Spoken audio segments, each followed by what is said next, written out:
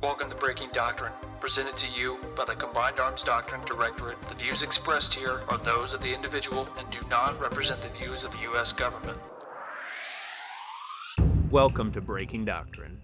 I am Lieutenant Colonel Derek Thompson. Today we are doing something different and taking a step back to look at the big picture. We all know professional development is a cornerstone of the Army, but keeping up with new doctrine can feel like drinking from a fire hose. So in this special episode, we are going to be your filter. We have sifted through the key manuals updated in 2025 to bring you a doctrine update. We will give you the highlights, crucial changes, and most importantly, why they matter to you as a leader. To provide you with a bit of a roadmap, we will begin with the foundational manuals of FM1, the Army, and ADP and FM 3.0 operations. From there, we will discuss air and missile defense operations, Army special operations, CBRN operations, and cyberspace and electromagnetic operations. Finally, we will finish with the discussion on engineer and military police operations. Let us get started. We begin with the soul of our service, FM1, the Army, updated in May 2025.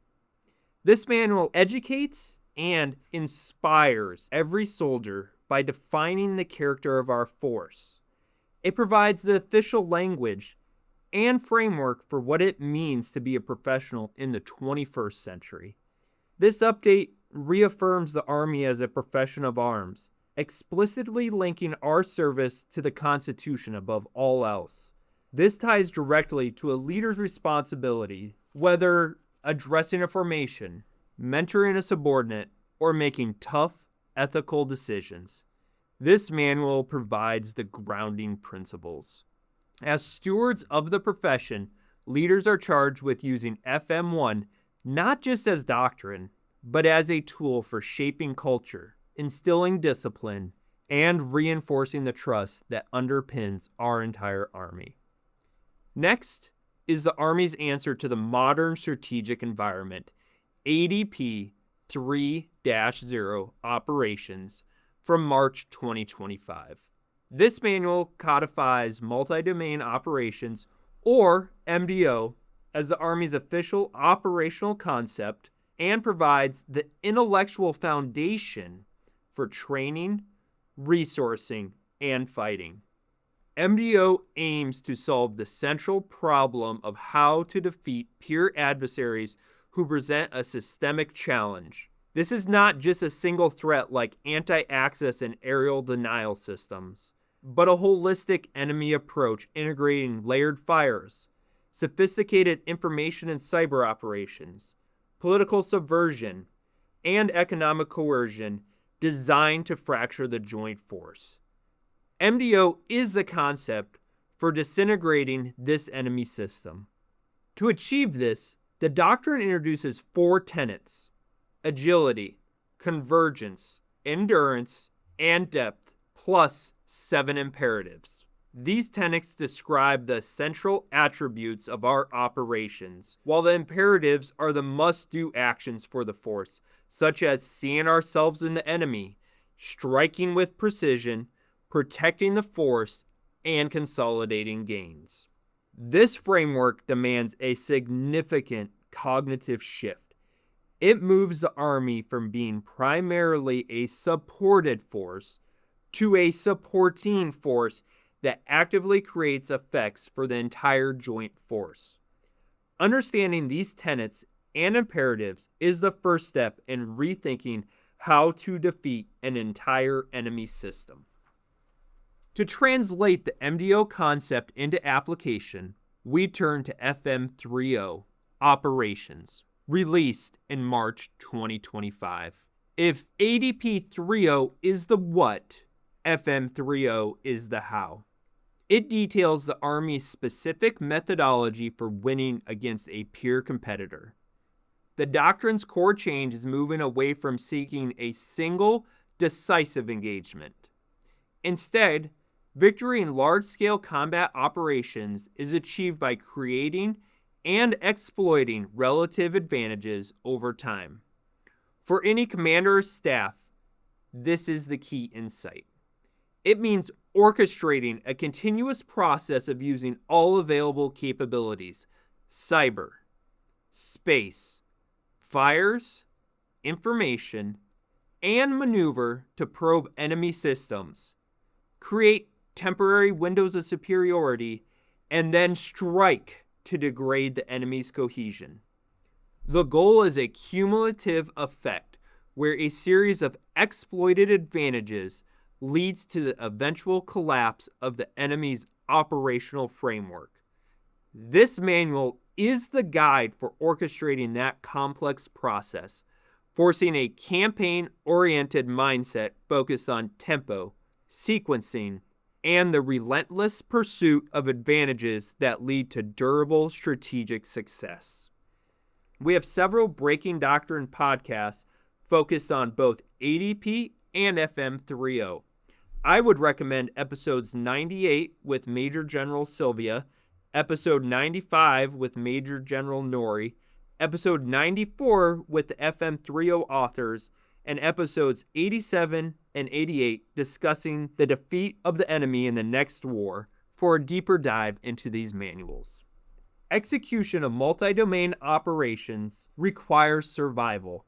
That brings us to FM 3-01, Army Air and Missile Defense Operations, updated in August 2025.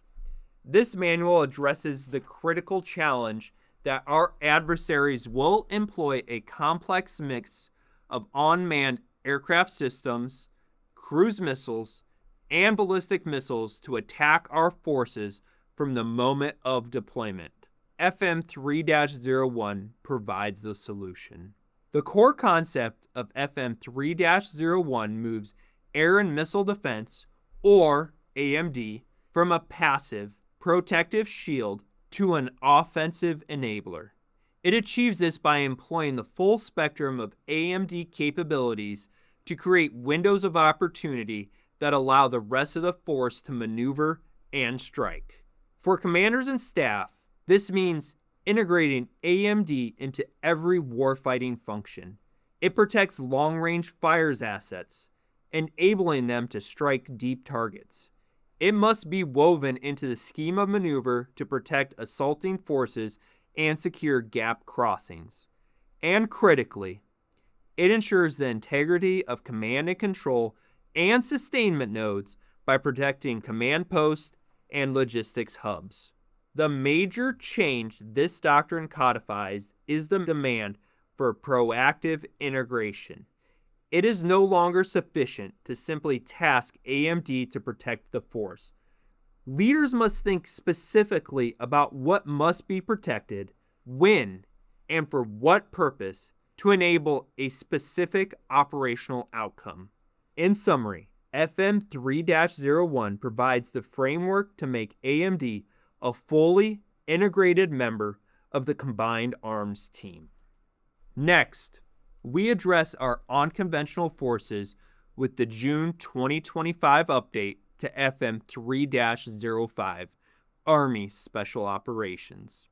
FM 3-05 explains how senior leaders can integrate Army Special Operation Forces, or RSOF, to solve the problems that conventional forces cannot.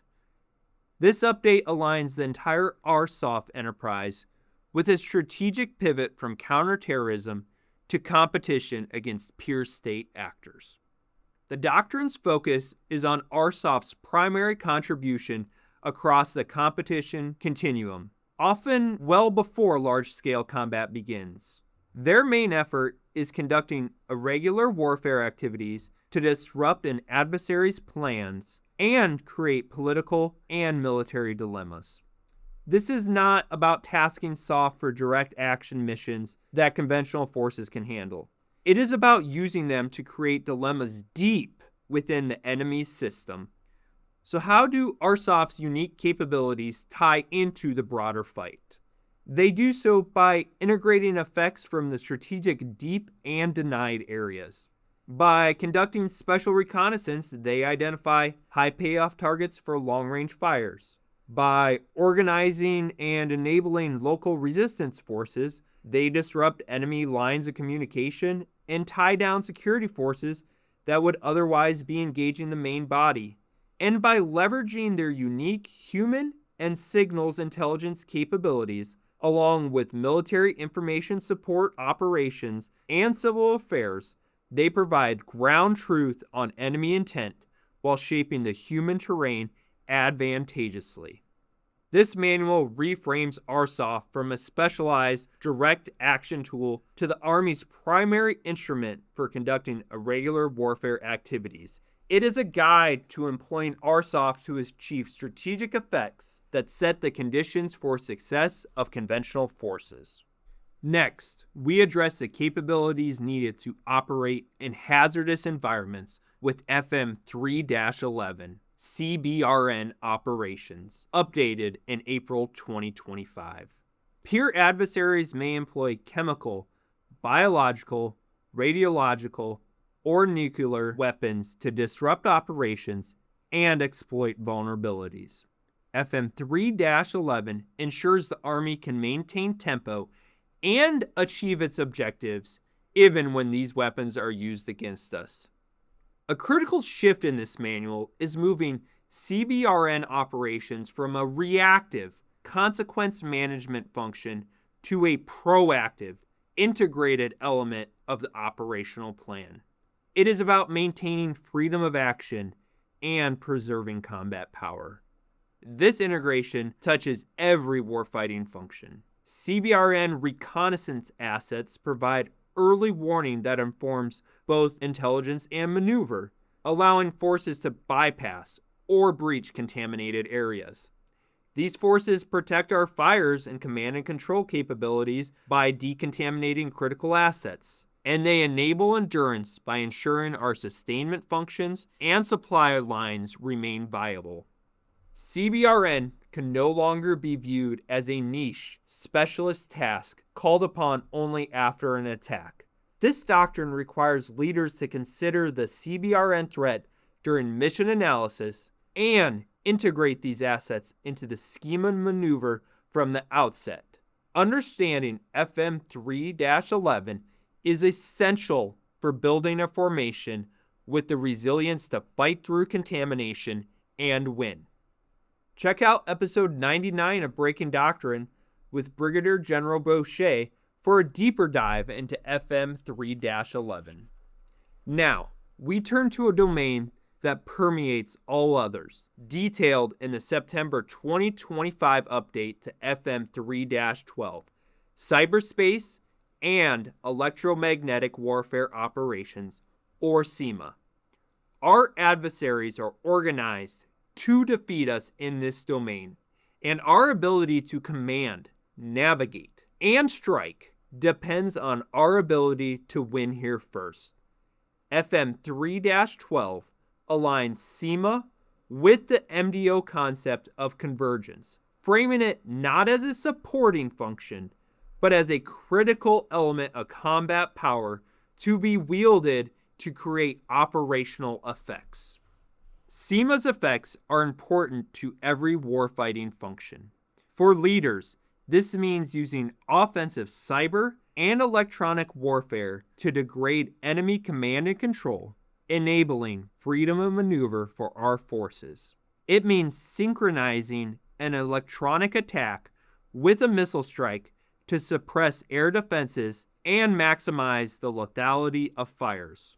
It also means using CEMA assets as a primary intelligence collection tool to gain insights into enemy networks while simultaneously conducting defensive operations to protect our own networks, data links, and GPS signals. This doctrine demands that leaders view the electromagnetic spectrum as terrain to be seized and controlled. It requires the integration of a CEMA planner into the operations process and the consideration of CEMA effects into every course of action. Understanding FM 3-12 is the guide for orchestrating the invisible fight that sets the conditions for success in the physical domains. Next, we address a force that controls the physical environment with the December 2025 update to FM 3-34, Engineer Operations. Large-scale combat operations place immense demands on the force's ability to maneuver and survive. This doctrine reframes engineers from a reactive asset to a proactive shaper of the physical domain, whose primary job is to enable a commander's operational tempo. For leaders, this manual is best understood through the focus on 3 core engineer functions and how they enable the combined arms team. First is mobility. This is about enabling freedom of maneuver for the entire force. The doctrine details the planning for large-scale, contested gap crossings, a critical task against a peer adversary. This forces integration of engineer reconnaissance and bridging assets directly into the schema maneuver from the start. Second is counter-mobility.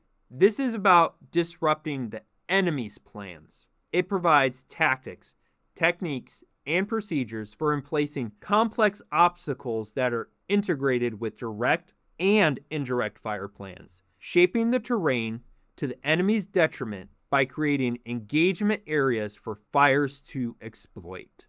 Third is survivability. This is about protecting the force from an adversary's fires. The doctrine provides the framework for constructing large-scale, hardened fighting positions, command posts, and logistics nodes, the primary tool for mitigating risk and preserving combat power. Ultimately, this manual demands that commanders view engineers as a central player in the combined arms fight. Understanding FM 3-34 is the guide to leveraging these capabilities to control the terrain, protect the force, and dictate the tempo of the operations. I recommend checking out episode 80 of Breaking Doctrine with the FM 3-34 lead author for deeper insight into engineer doctrine. Finally, we address the force responsible for security and enabling operational reach with the March 2025 update to FM 3-39, Military Police Operations.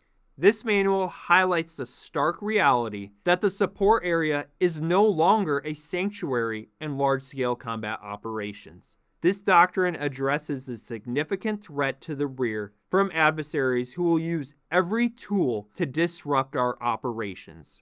Its most notable change is refocusing the Military Police Corps from a law and order mission to a combat-enabling function centered on security in a contested environment. This doctrine is the primary tool for ensuring the integrity of the operational design. It outlines how the 3 core MP disciplines enable the entire force.